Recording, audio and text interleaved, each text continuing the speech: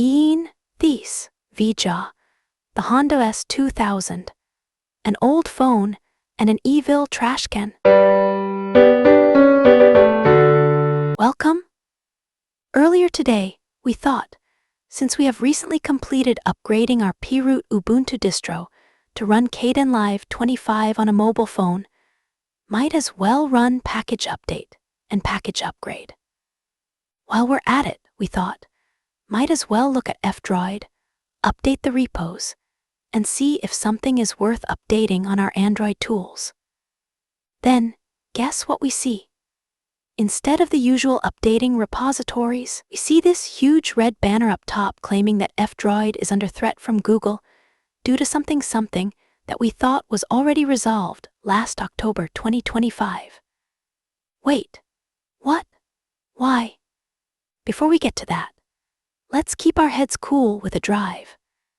This time, we'll be using Honda's most iconic roadster of the millennia, the Honda S2000 in Gran Turismo 2. This one is already fully decked out, and so we'll get some randomly chosen maps and call it a day. So, going back, what exactly is this thing F-Droid is crying about? So, let's hop over to this website that they're linking here, which is keepandroidopen.org, and see what's up. That giant red countdown sure is menacing. So, due to the upcoming Android platform changes in September 2026, the main problem seems to be that developers have to register with Google, Android's parent company, for their applications not to be blocked during installation. And mind you, this is whether you touch the Play Store or not. In other words, they're assuming all developers are probably cybercriminals until proven innocent. So what does it entail? Devs are required to pay? What? Aren't these guys already rich enough? Not all devs will even publish on the Play Store. Can't they absorb the cost of this inconvenience? Pretty sure the bad actors can easily absorb the cost for this, even if they have 1,000 alt accounts to maintain. Remember, the bad actors probably have stolen someone's card details or stolen everything from some other guy's digital wallet. The cost is a non-deterrent at all. This really doesn't make sense. Also, another agreement? Why is there always an agreement? And why is the agreement always about the big corpos? It's so weird that devs have to bow to this big Mechanicus group like it's the Omnisire or something. No negotiations, no trade-offs, nothing. Nada. Na, owarida. It's over. And so, one of the things that you have to agree with is giving this Omnisire wannabe company a copy of your government ID. This is insane. The average dev and normal actors affected by this will simply risk themselves further for doxing, fraud, and make themselves vulnerable to any subpoena from any government that this company is beholden to.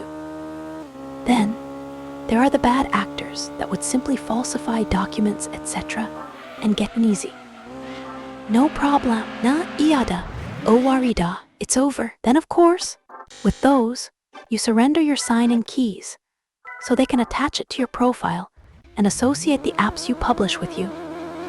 Now here is where the mechanism happens. If, say, you choose to not submit to this fake Omnisire, come September, if anyone installs your application, it will be stopped because it's unable to verify the keys, which doesn't exist, because you're not registered in their database. Now, that is even more disgusting if you think about it. It means that this fake Omnisire is literally looking at what you will be installing in your phone once this thing hits. That is so creepy. It's disgusting. There might be a silver lining to all of this though. And when we say lining, we definitely mean lining, like microns thin. No ID, no $20. But you still have to give up your legally identifiable personal information like name, address, phone number.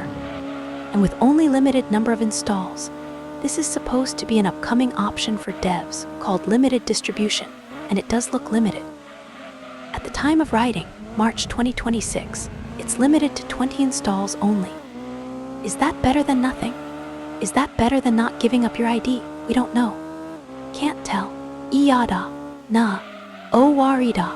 It's over. Anyway, now that we're all creeped out by that, how would this affect the typical battle brethren, producers, shikikans, kishikuns, and so on?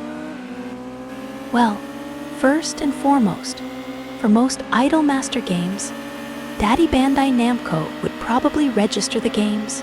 Producers should be fine, together with our kishikuns, shikikans, tabibitos, and other battle brethren, whose games are backed by some big company that can afford this, because no one really is liable in a company, and none of them will be giving out their personal information. However, quality of life tools like macros, patched APKs, and other tools you didn't get from play will probably have issues. It won't be an immediate problem as well. For example, if you use Obtainium to track and apply app updates, or a third-party store like QApp, Aptoid, and/or APK Pure to install and update games with region lock, come September, if you try to update these tools, that is when the problem will start. Anyway, it's been so long, but when we first got an Android 4.1 device in the form of the legendary Xperia M C1904/1905, the talk was, unlike Apple, you can customize your device. You can run whatever software you want, from wherever, when you want it. It wasn't perfect. Some things you need root access for. But for what it's worth, many of the things you see now and take for granted in modern Android, like the tile or quick settings, navigation's button moving around, and additional mapping like hold, double tap, and even triple tap, the applications being put into deep sleep. You remember Greenify? Full status bar customization were a thing. Other tools that can substitute for broken volume or power buttons was forged in custom ROMs, rooted devices, and the exposed framework. Despite the wording where all apps and developers should be registered in a central database they own, there is a glimmer of hope with the vague mention of an advanced workflow that will, supposedly, allow advanced users to accept the risk and continue as usual. It's quite the arduous process too. According to the latest news from the Android Dev blog March 2026, you have to enable developer mode, look for the toggle, enter your PIN and whatnot, reboot your device, wait for 24 hours, and then a final digging and toggling in the developer options before you can enable it indefinitely or for a limited period. In other words, 1,000 taps and more. As an Android power user, this sounds like a giant pain, but it's hard to not agree with Google, considering that our veterans, grandmas, and other ancients need additional assistance when it comes to driving, maintaining, and securing their digital castles. We can't really tell if this will be enough hand-holding for them together with the muggles and normies. But for now, it does seem reasonable in isolation, but only in isolation. On the other side of these, Google did explain that this is all for your, yes, you, for your protection. They claim that due to sideloading, a user's device is 50 times more susceptible to malware, while a quick Google search will find you anecdotal evidence of such quickly. Most of them have more conservative estimates than this. They are also indirectly implying that the current barriers to entry for sideloading, like the disclaimer and toggle for installation of applications from unknown sources, that was a mouthful, developer options, and so on, are too easy to fiddle with, that normies, muggles, and non-educated users may mindlessly get lost in them and install malware, etc. It's asinine how the dev community is now being gated from Android, even if they are publishing their apps independently or through independent repositories.